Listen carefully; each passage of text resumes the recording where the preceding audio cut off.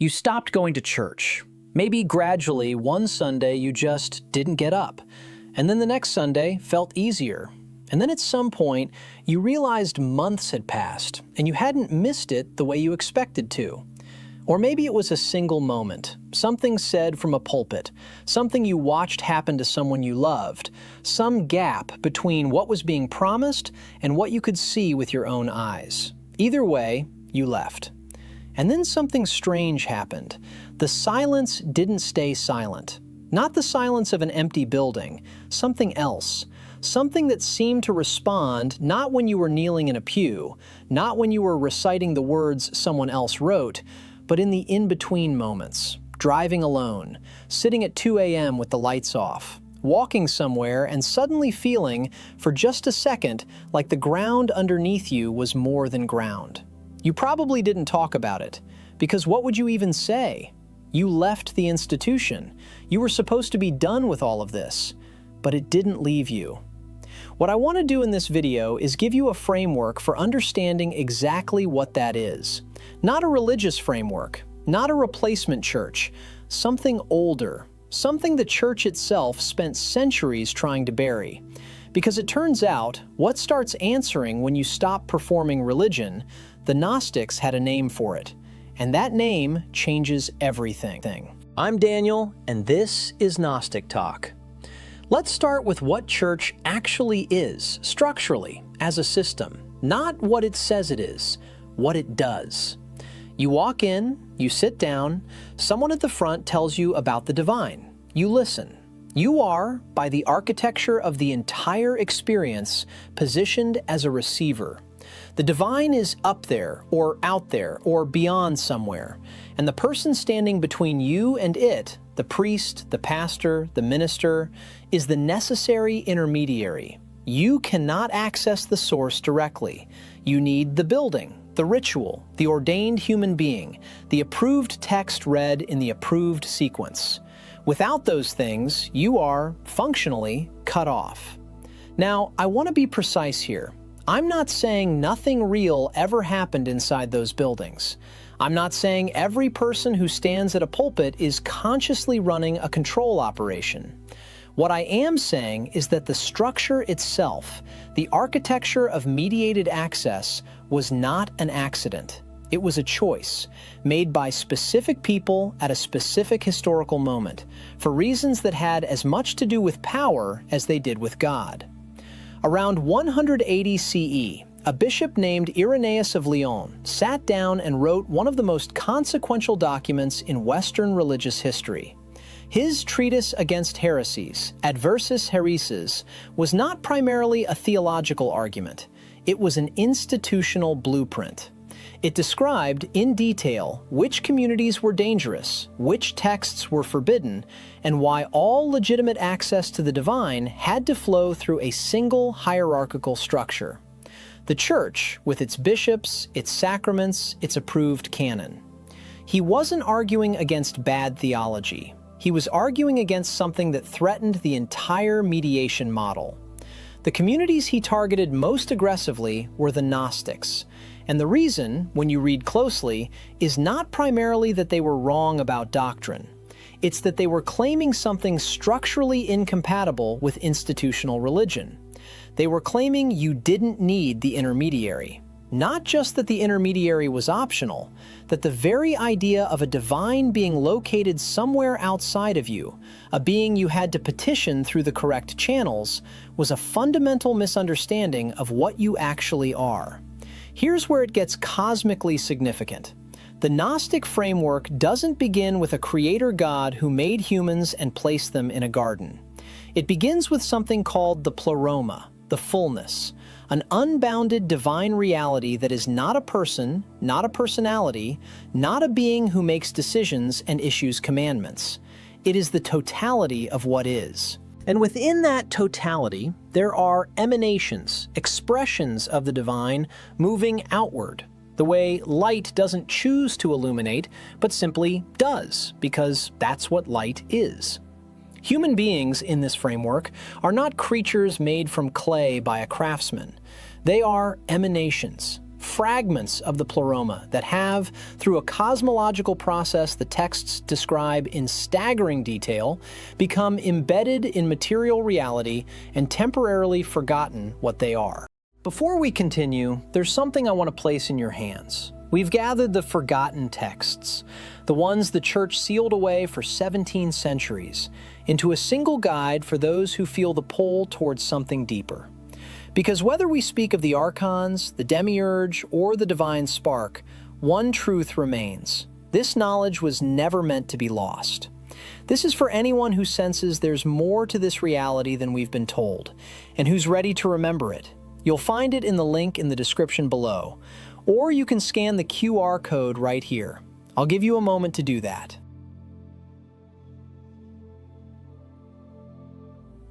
The word the Gnostic texts use for what you are at your core is pneuma, spirit. Not metaphorically, not poetically, literally, a fragment of the divine light, wearing a body inside a world built by a lesser architect. And that architect, the demiurge, the builder god, is not the highest divine. That's the move that got the Gnostics labeled heretics faster than almost anything else. The God of the Old Testament, the God who demands worship and obedience and sacrifice, is not the ultimate reality. He is, in the Gnostic cosmology, a secondary being. Powerful, yes, but mistaken about his own nature.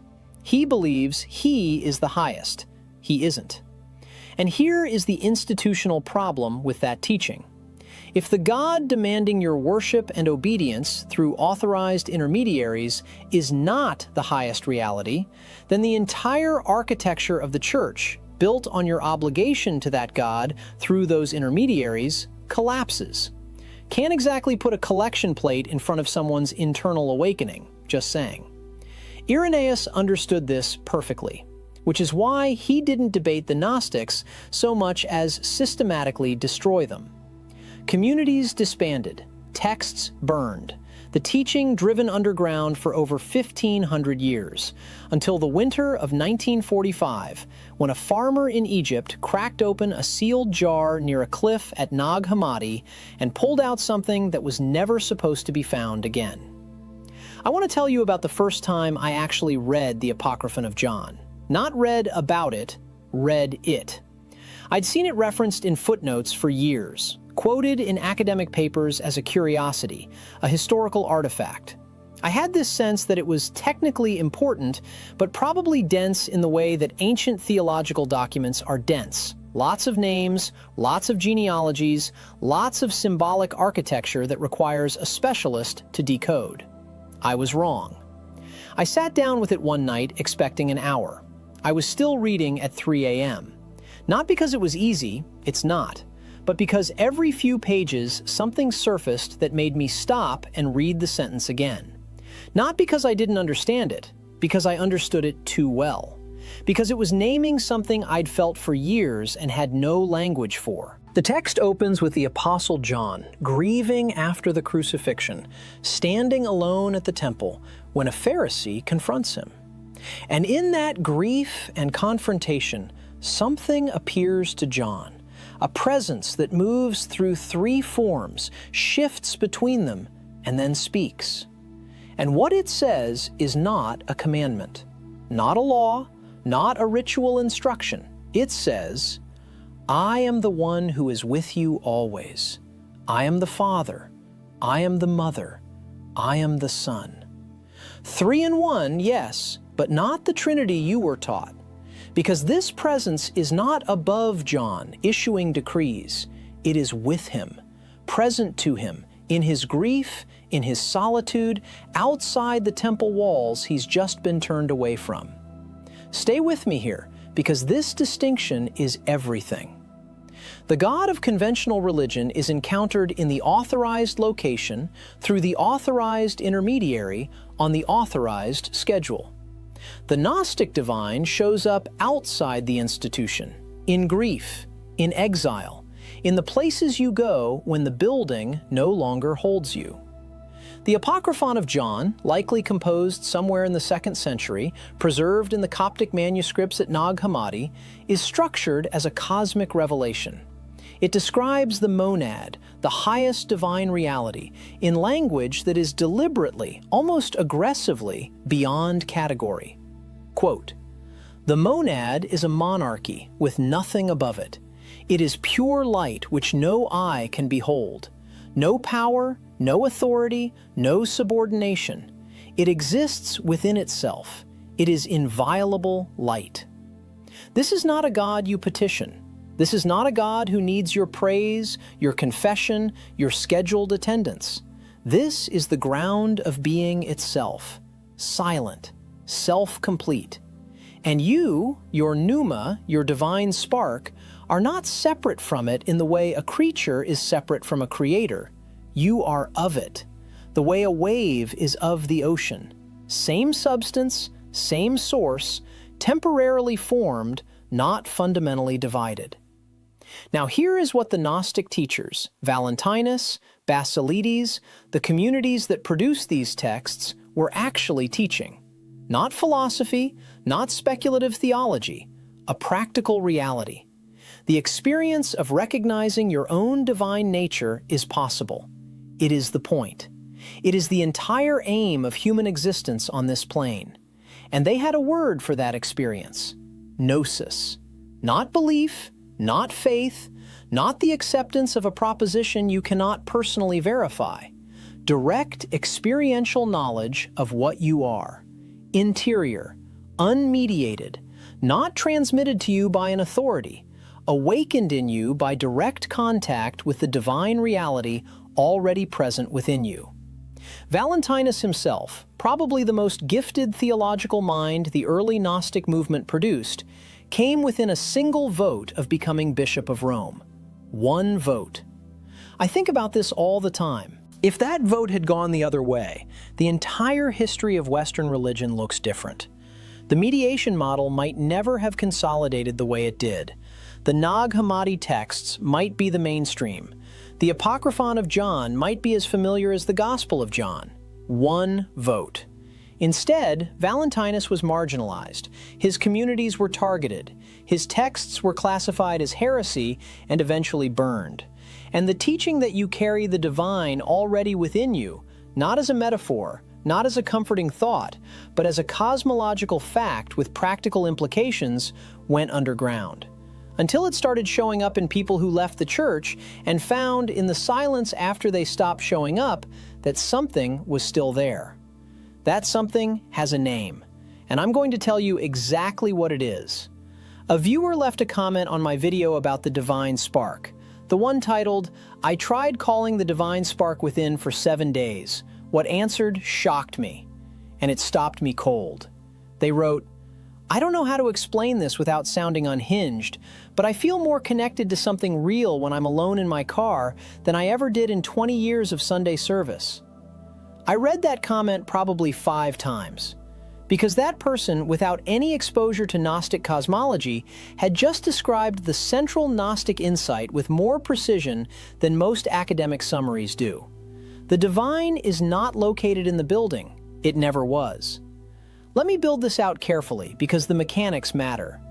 In the Gnostic framework, your pneuma, your essential divine spark, is not something you have to acquire, earn, or receive from an outside authority. It is what you already are, at the most fundamental level. But it is encased.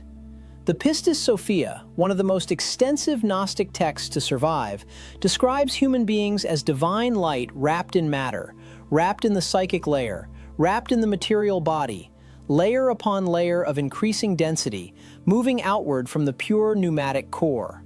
This is why conventional religion, with its external rituals, its prescribed prayers, its mediated access, doesn't reach what you actually are.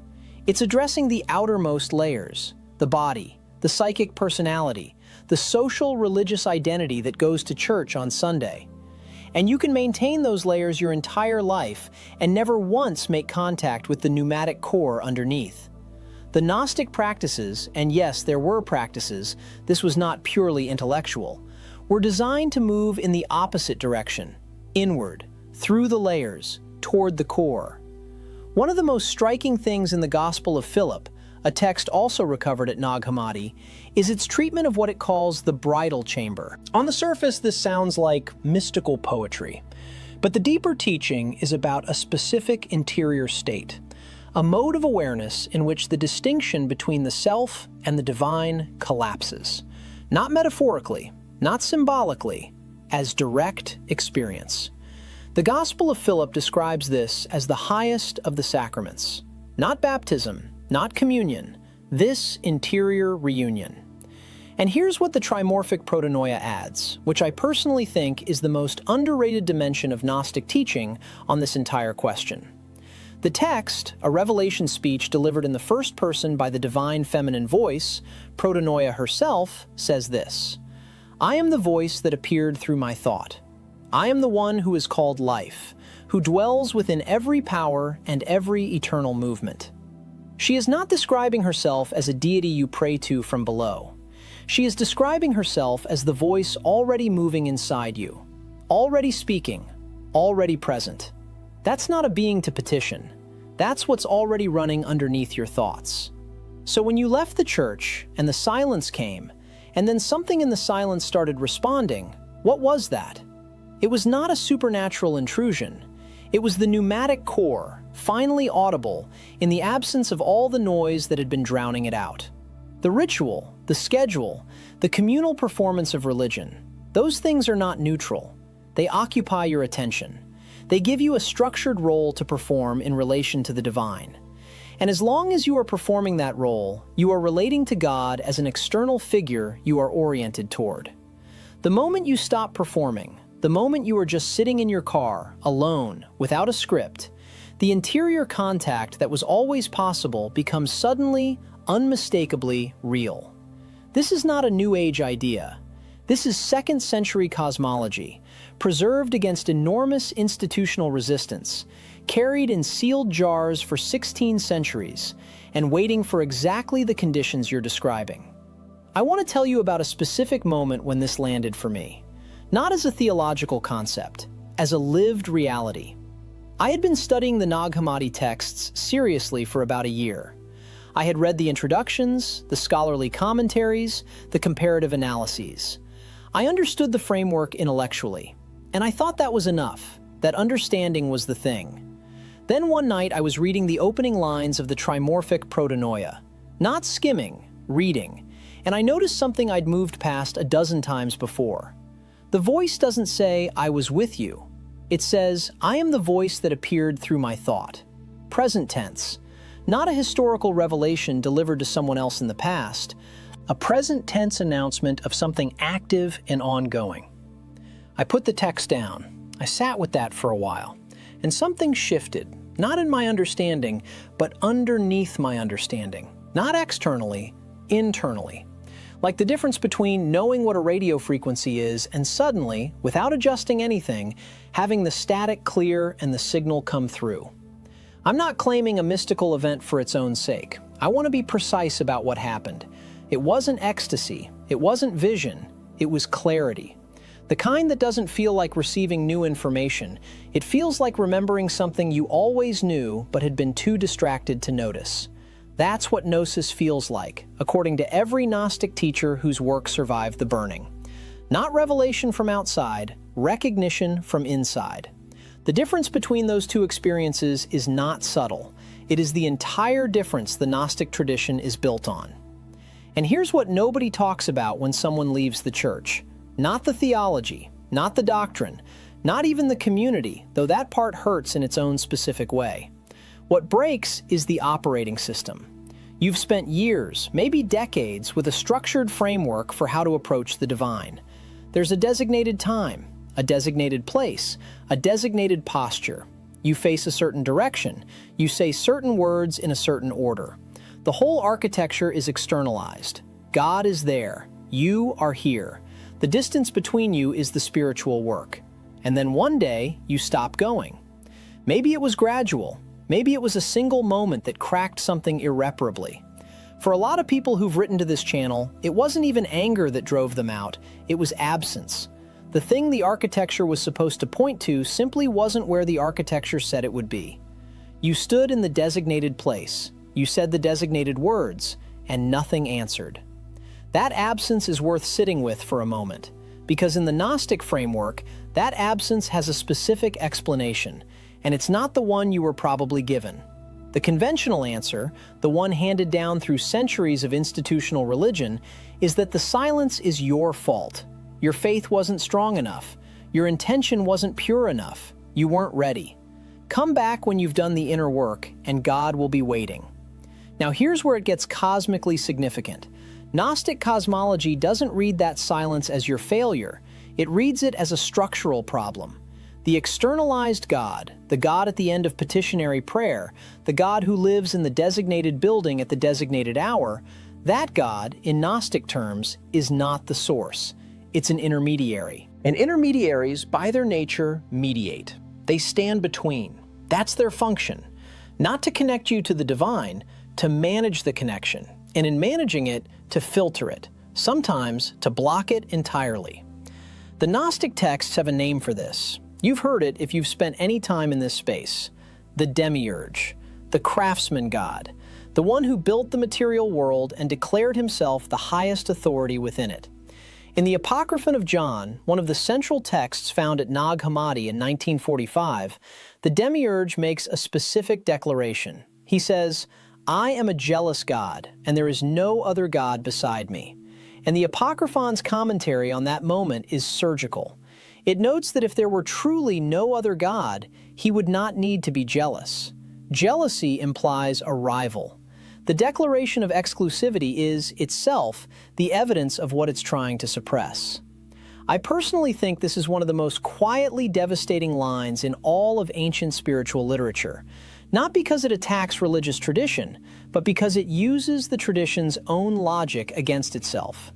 The text doesn't argue against the demiurge's claim. It simply points out what the claim reveals. Now, I want to be careful here, because this is the part that gets misread most often. Gnostic cosmology is not atheism. It's not saying there is no divine. It's saying the divine you were handed access to through the institutional framework, through the externalized architecture of petition and priest and designated building, that divine is not the whole picture. Above the demiurge, prior to the demiurge, is what the Gnostic texts call the pleroma, the fullness, the realm of light that exists before the construction of the material world. And within you, not above you, not ahead of you, not waiting for you at the end of sufficient moral performance, within you is a fragment of that original fullness, the divine spark, the pneuma. In my video, I tried calling the divine spark within for 7 days. What answered shocked me. I spent time working through what that fragment actually is in Gnostic terms, what it does, and what happens when you stop treating it as a metaphor and start treating it as an operative reality. If you haven't seen that one, it reframes everything I'm about to say. But for now, here's the point that matters for where we are in this conversation. When you left the church, or the mosque, or the synagogue, or whichever external structure was yours, and the silence followed you home, that silence wasn't evidence of abandonment. In Gnostic terms, it was evidence that you had moved out of range of the intermediary, that the signal you were tuning to had dissolved. And in that silence, something else was already present. You just didn't have the language for it yet, which is exactly what the suppression of Gnostic thought was designed to ensure. So what is it that starts answering? I want to be precise about this, because the moment this conversation tips into vague spirituality, the universe is listening, your higher self is guiding you, language that floats, it stops being useful. And the Gnostic tradition is not a floating tradition. It is a rigorously specific one. What answers in Gnostic terms is not something new. It's not a spirit that enters. It's not a force that descends. What answers is the pneuma, the fragment of original divine light that has always been present within you, responding to the conditions of recognition. Specifically, it responds when the noise of the intermediary system stops. Think about what that means practically. The externalized framework, the liturgy, the petition, the hierarchical structure of approach, generates a specific kind of interior noise. It tells you what to want, what to feel, what constitutes an acceptable experience of the divine. It trains you to look outward and upward. It trains you to measure your spiritual state by how well you conform to the designated form. And all of that training, however well-intentioned, produces a particular kind of static. When you leave, that static stops. And in the quiet that follows, which many people experience first as a loss, sometimes as grief, sometimes as a low-grade existential terror, something else becomes audible. A viewer named Cassiel left a comment on the Archons video that stopped me mid-scroll. They wrote, "I haven't been to church in 4 years, and I kept waiting to feel like I'd lost something. Instead, I feel like I can finally hear myself think for the first time. I don't know what that means yet, but it feels important." That comment sat with me for days, because what Cassiel described is not a theological statement. It's a phenomenological one. It's a description of interior conditions. And those conditions, hearing yourself think for the first time, the absence of external noise creating unexpected clarity, those are precisely what Gnostic teachers across centuries pointed to as the preconditions for Gnosis. Not the arrival of Gnosis, the preconditions. Gnosis is not automatic. Leaving the church doesn't hand you anything on its own. The Gnostic tradition is explicit about this. What it offers instead is a set of practices, interior disciplines, contemplative modes that are designed to work with the pneuma rather than petition something outside it. The trimorphic protonoia, a text I've spent significant time with, and I mean significant. I went through it passage by passage over several evenings, cross-referencing with the Apocryphon of John, trying to understand what it was actually describing. That text presents the divine as a voice that speaks from within 3 modes: as Father, as Mother, as Son. Not as external figures, as interior movements of consciousness. The divine in that framing is not something you approach. It is something you are made of, expressing itself through you, and occasionally, under the right conditions, becoming audible to itself through your awareness. That's the mechanic. Not revelation, not petition, recognition. And here's the inversion that I think matters most for anyone sitting with the aftermath of a departure from institutional religion. The tradition you left trained you to be a recipient, to receive grace, to receive forgiveness, to receive, through designated channels, a measure of divine attention proportional to your worthiness. The entire structure positions you as the lesser party in an exchange. You bring need, contrition, faith. The divine, if satisfied, brings response. Gnostic practice inverts that entirely. It positions you not as a recipient of divine attention, but as a locus of divine presence. The pneuma within you is not trying to attract something from outside, it is something. It is a fragment of the pleroma, the original fullness, temporarily clothed in matter and temporarily confused about its own nature. The goal of Gnostic practice is not to earn access. It is to remember what was already there before the intermediary system told you to look elsewhere. Now, I want to name something because I think it's important to be honest about the difficulty here. I'm Daniel, and this is Gnostic Talk, and I will tell you that when I first sat with this inversion, my reaction was not relief. It was discomfort. There's a strange comfort in being the lesser party. When you are the petitioner and something does not come, you can always locate the fault within yourself, your insufficient faith, your distraction, your unworthiness, and try harder next time. The framework gives you something to do with the silence.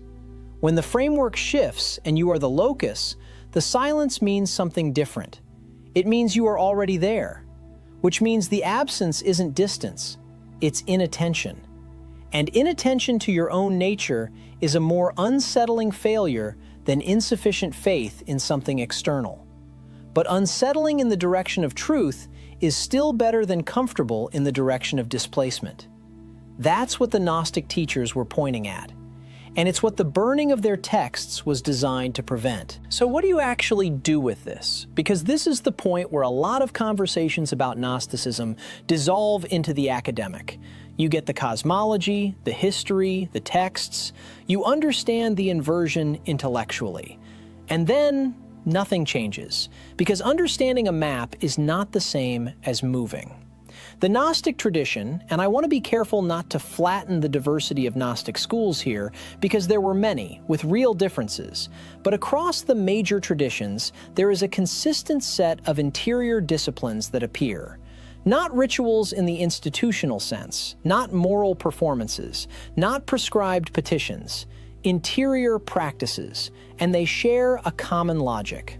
The logic is this: the pneuma within you already knows what it is.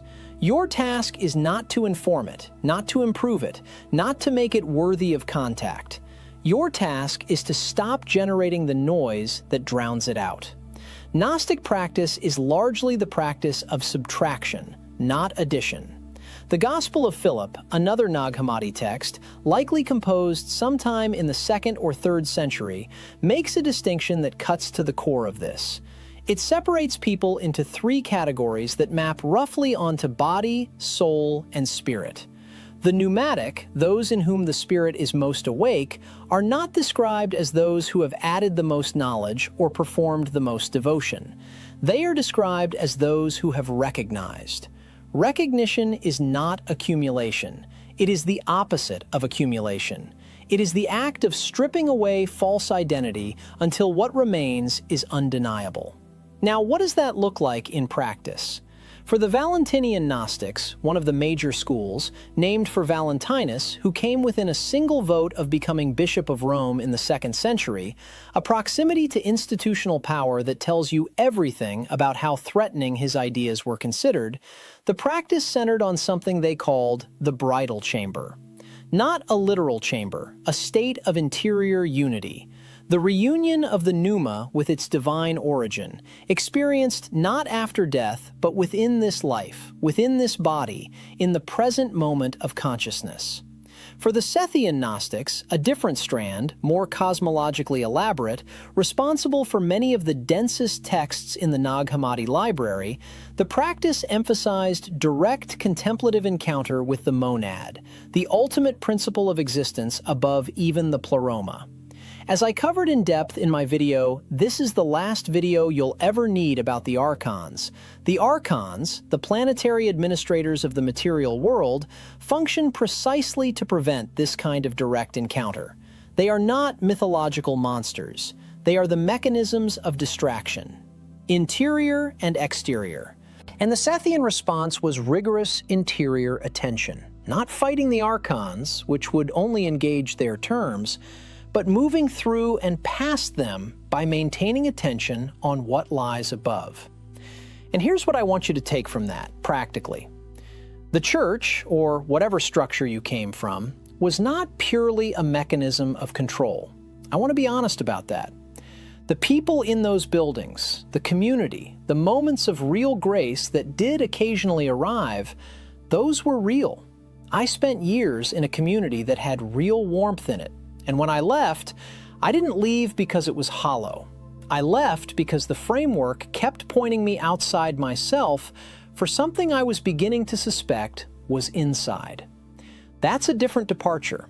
Not bitter, just reoriented. And in the months after, when the familiar structure was gone and the silence arrived, I noticed something. The interior noise that the framework had been generating didn't disappear immediately. That surprised me. I expected silence to follow departure. Instead, I carried the architecture with me for a while. The habit of looking outward, the reflex to measure my spiritual state by external markers, the low-grade anxiety of not having a designated practice. It took time for that to subside. And in the subsiding, something else became available. Not a voice, not a vision, nothing dramatic enough to make a satisfying story at a dinner party. Just a quality of interior attention that had not been accessible when the framework was running. A kind of quiet awareness that felt like the only analogy I have for it is the difference between a room with all the lights on and a room with one candle. The fully lit room shows you more, but the candle makes certain things visible that the overhead lights were washing out. That's not mysticism. That's phenomenology. It's a description of what happens to interior perception when you remove a specific kind of noise. And the Gnostic tradition is, at its core, a tradition built by people who noticed the same thing, who wrote about it in texts that were then systematically gathered and destroyed because the experience they pointed to could not be mediated, could not be taxed, could not be filtered through a priest, a bishop, a hierarchy, or a collection plate. When an institution destroys a teaching, not because it's demonstrably false, but because it's structurally incompatible with the institution's existence, that's not theology, that's self-preservation. And that distinction is worth holding on to. Stop petitioning, start recognizing. You didn't lose the divine when you left the building. The building was never where it was. If this video reached something in you, something that felt less like new information and more like the beginning of a memory, let me know by commenting, "I understood it." I read every one. And if you want to go deeper into what that recognition actually looks like as a living practice, the next video picks up exactly where this one ends.